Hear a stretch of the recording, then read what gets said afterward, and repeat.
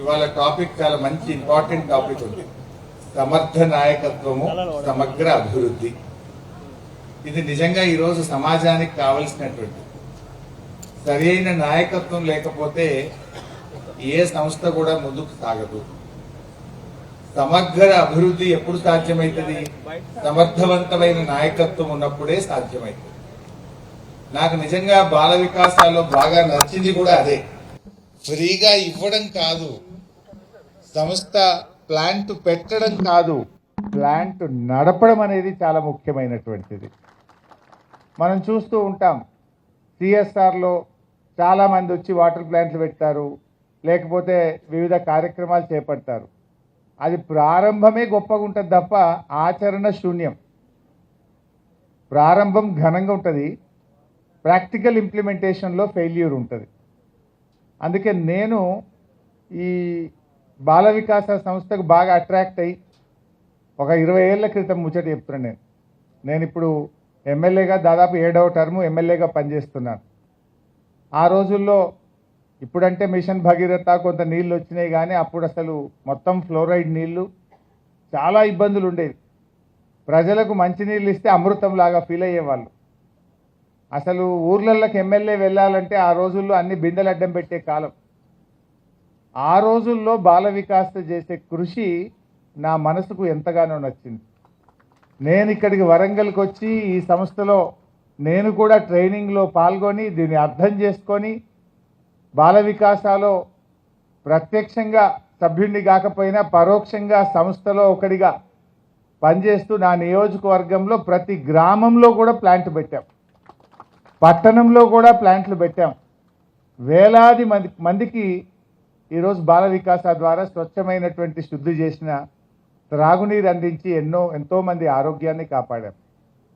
So అప్పుడు plant పెట్టాలంటే ఏదో ఫండ్స్ తేవడమో, బాల వికాస వచ్చి అక్కడ ప్లాంట్ ఫిట్ చేయడం కాదు, ప్రజల భాగస్వామ్యం కావాలి. ఒక్కొక్కసారి నేను కొంచెం రిక్వెస్ట్ చేసేవాడిని, నో నథింగ్ డూయింగ్ అని అంటుంటాడు శౌరెడ్డి. మీటింగ్ కావాల్సిందే, ప్రజలు భాగస్వామ్యం కావాల్సిందే, ట్రైనింగ్ కావాల్సిందే, తర్వాతనే మేము స్టార్ట్ చేస్తాం. Unless without people participation, without public contribution సంస్థ మేము ప్లాంట్ పెట్టము. ముందు కొంచెం నాకు ఇబ్బంది అనిపించింది, కానీ అర్థం చేసుకున్న తర్వాత ముందుకు సాగుతుంటే బాల వికాస సూత్రమే సరి అయిన సూత్రము, బాల వికాస నిర్ణయమే సరి అయిన నిర్ణయము. నా కాన్స్టిట్యున్సీలో ప్లాంట్లు పెట్టి 15-20 ఏళ్ళు అయింది, ఇప్పటికీ అద్భుతంగా నడుస్తున్నాయి. It's more than 20 years. ఈ రోజు కూడా అద్భుతంగా ఆ ప్లాంట్లు నడుస్తున్నాయి అంటే విత్తనం బలంగా పెట్టాను, ఆలోచన బాగుంది.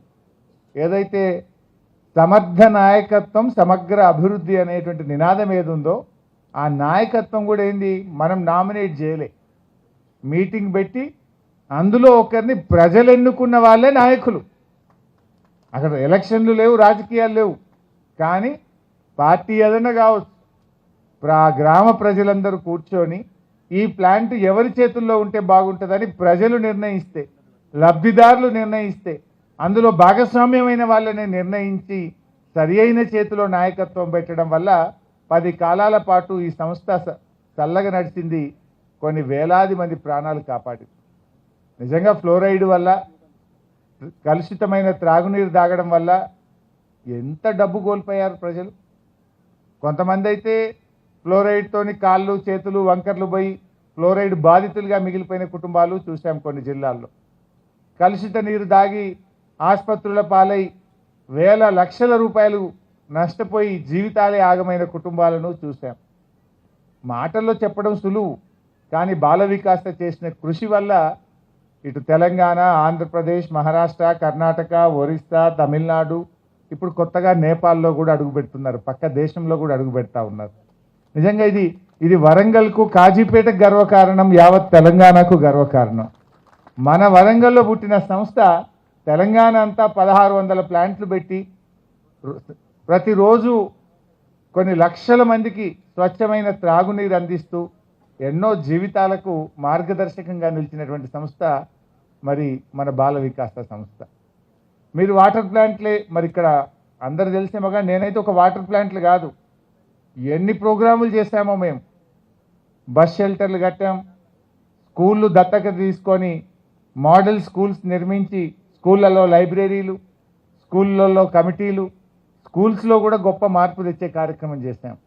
గ్రామ గ్రామాన బస్ షెల్టర్స్ కట్టించే కార్యక్రమం చేశాం.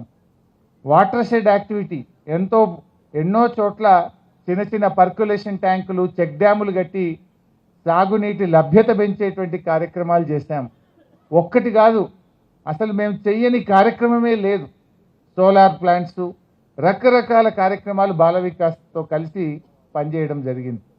సరే, తదనంతరం కూడా ప్రభుత్వం వచ్చినా మంత్రిగా ఉన్నా కూడా సిఎస్ఆర్ నుంచి నిధులు తెస్తూ బాల వికాస సంస్థతో సమన్వయంతో కూడా ఎన్నో మంచి కార్యక్రమాలు చేశాం. ప్రభుత్వాలు పనులు చేయొచ్చు, కానీ మనకు ప్రభుత్వాల్లో ఒకటి ఏం కనబడుతుంది అంటే బ్యూటిఫుల్ పార్క్ కడతాం, సంవత్సరం తర్వాత ఆ పార్క్ ఆగమైపోతుంది. కానీ బాల వికాసంలో కనబడ్డది ఏంటంటే పీపుల్ పార్టిసిపేషన్, ప్రజల భాగస్వామ్యం, ప్రజల చైతన్యం, ప్రజల్లో ఒక ఇది నాది అనేటువంటి హక్కును కల్పించడం, వాళ్ళకి బాధ్యతను కల్పించడం అనేది చాలా ముఖ్యమైనటువంటిది. నేను ఇన్ఫ్యాక్ట్ గవర్నమెంట్లో నేను కూడా ట్రై చేసిన. బాల వికాసంలో నేర్చుకున్నది ప్రభుత్వంలో ఉన్నప్పుడు మనం ఏది కూడా ప్రజల భాగస్వామ్యం లేకుండా, ప్రజలు అడగకుండా, ప్రజలు కోరకుండా, ప్రజలలో మనం ట్రైనింగ్ ఇవ్వకుండా చేస్తే అది నిలబడదు అనేటువంటిది నేను ప్రభుత్వంలో కూడా నేర్చుకొని దాన్ని కొంత అమలు చేసేటువంటి ప్రయత్నం చేశాను. సో ఇది చాలా మంచి కార్యక్రమం.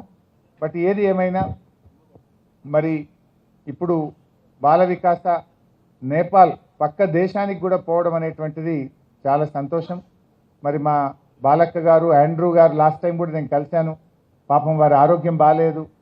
వారు ఆరోగ్యం బాగాలేకపోయినా ఒక తీవ్రమైనటువంటి జబ్బుతో బాధపడుతున్నా కూడా ఆల్ ది వే ఆయన ఇక్కడికి వచ్చారు లాస్ట్ టైం.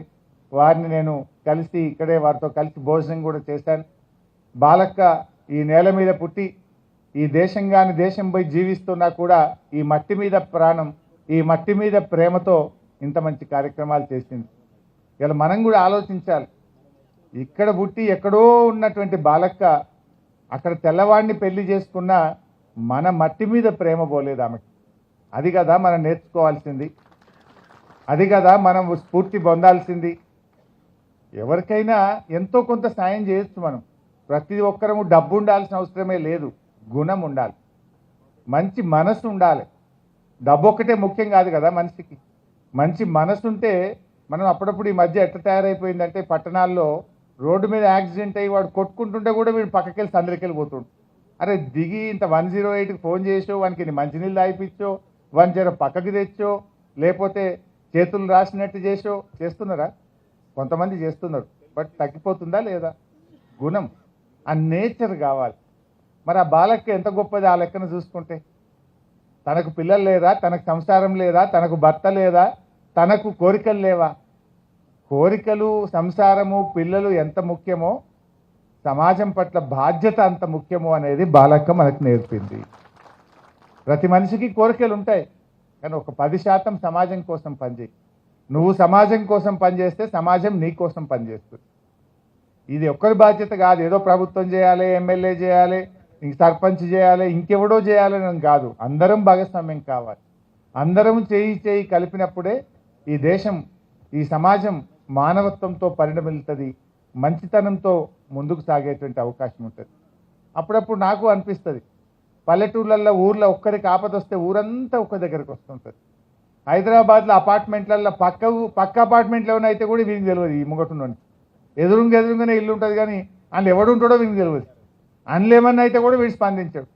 ఒక అట్లాంటి జీవితాలు అయిపోయినాయి. కానీ అదే గ్రామాల్లో కులం, మతం కాదు, ఒక ఆత్మీయత ఉంటుంది, ఒక ప్రేమ ఉంటుంది. ఊర్లో ఎవరికైనా కష్టం వస్తే అందరూ ఒక చెయ్యి వేస్తారు. ఊర్లో ఒక మనిషి చనిపోతే అందరూ పోయి పాడెమోస్తాం, భుజమానిస్తాం, ఆ కుటుంబానికి అండగా ఉంటాం, దుఃఖాన్ని పంచుకుంటాం, సంతోషాన్ని పంచుకుంటాం, పండుగలో కలిసి ఉంటాం, బతుకమ్మలో కులం మతం లేకుండా పాల్గొంటాం, బోనాలు వచ్చినా పాల్గొంటాం. అన్నిట్లలో ఒక ఐకమత్యాన్ని మనం గ్రామాల్లో చూస్తూ ఉంటాం. కానీ ఎందుకో అది పట్టణాలకు వచ్చేసరికి ఆ ఆత్మీయత కోల్పోతున్నాం, ఆ ప్రేమ అనురాగాలు తగ్గిపోతూ ఉన్నాయి. మన భారతదేశానికి ఒక గొప్ప పేరు ఉంది, మంచి మానవత్వం ఉన్న దేశం, మంచి కుటుంబ వ్యవస్థ ఉన్నటువంటి దేశంగా, ఒక తల్లిదండ్రుల మధ్య, అన్నదమ్ముల మధ్య ఒక ప్రేమ, అభిమానాలు ఉన్నటువంటి ఒక మంచి మనకు వారసత్వం ఉన్నది ఈ దేశంలో. దాన్ని మనం కొనసాగించాలి, అది మనం స్ఫూర్తి పొందాలి. సరే ఇడికి వచ్చినాం 4 మాటలు మాట్లాడుకున్నాం చప్పట్లు కొట్టిపోయినామని కాదు కదా. మనము ఒక స్ఫూర్తి పొందాలి. బాలక్క ఎట్లయితే ఈ దేశం కోసం ఈ రాష్ట్రం కోసం తాను పుట్టిన మట్టి కోసం పనిచేసిందో మనం కూడా మన చేతనైనంత నోటి సాయం కావచ్చు, చేతి సాయం కావచ్చు, పైస సాయం కావచ్చు, మాట సాయం కావచ్చు, ఏది వీలైతే అది మనం కూడా తప్పకుండా చేయాలి. దానికోసం అందరం కూడా ఒక స్ఫూర్తితో ముందుకు పోదాం. మరి సమగ్ర నాయకత్వం అనేది చాలా ఇంపార్టెంట్. మాటలు నమ్మి ఓట్లు వేయడమో, మాటలతో మనం టెంప్ట్ అయిపోతే ఆగమైపోతాం. మాటలే కాదు, చరిత్ర కూడా బ్యాక్గ్రౌండ్ కూడా చూసుకోవాలి. ఎందుకంటే ఏం చరిత్ర ఉన్నదో చూసుకుంటే సరి అయిన నాయకుడిని మనం ఎన్నుకోగలుగుతాం. నిర్ణయం తప్పైతే శిక్ష మనమే అనుభవిస్తాం కదా. పొరపాటు అయితే ఏమవుతుంది, శిక్ష మనమే అనుభవించాలి. అందువల్ల సరి అయిన నాయకత్వాన్ని ఎంచుకోవడం అనేటువంటిది, సమర్థవంతమైన నాయకత్వం అనేటువంటిది మనము విజ్ఞతతో ఆలోచించి ఎన్నుకోవాలి. మాటలో టెంప్టేషన్సో డబ్బులో మద్యంతోనో కాదు, విజ్ఞతతో ఆలోచించాలి. సరి అయిన నాయకత్వాన్ని ఎంచుకుంటే ఈ సమాజం 10 కాలాలు చల్లగా ఉంటుంది, అందరం కూడా మంచిగా ఉండేటువంటి అవకాశం ఉంటుంది. సరే, బాల వికాస చాలా మంచి ప్రయత్నం చేసింది. గతంలో షౌరెడ్డి అని చెప్తే నేను ఆ టారిఫ్ ఒకటి కొంత మార్పిచ్చే ప్రయత్నం చేసిన. అప్పుడు అది ఇండస్ట్రియల్ దాని కింద ఉండే, గుర్తుందా? అట్లా దాని టారిఫ్ అన్న తగ్గించాలి, ఉచిత కరెంట్ ఇవ్వాలి అని చెప్పి కొంత ప్రయత్నం జరుగుతూ ఉంది. సో దానికి నా సంపూర్ణమైన మద్దతు ఉంటుంది. సరే, తప్పకుండా నేను కూడా శాసనసభలో ప్రభుత్వం దృష్టికి తీసుకుపోయి దీనికి టారిఫ్ ఉచితం ఇవ్వాలి, లేదు అట్లీస్ట్ టారిఫ్ అన్న తగ్గించి మినిమం టారిఫ్లోనన్నా లోయెస్ట్ టారిఫ్లోనైనా మరి దీనికి అందించాలి. ఎందుకంటే పేదలకు ఉచిత కరెంట్ ఇస్తున్నాం అంటున్నారు. మరి మంచినీళ్ళు వాడేది కూడా పేదలే కనుక ఒక ప్లాంట్కి ఇవ్వడం అంటే ఊరందరికీ ఇచ్చినట్టే. ఊరందరికీ కూడా రేపు మనం మేలు చేసిన వాళ్ళం అవుతాం కనుక తప్పకుండా ఈ విషయంపై శాసనసభలో కూడా ప్రస్తావించి నా వంతు కృషి సహకారం అందిస్తానని చెప్పి తెలియజేస్తూ, ఇంకా 10 కాలాలు ఈ బాల వికాస వర్ధిల్లాలి.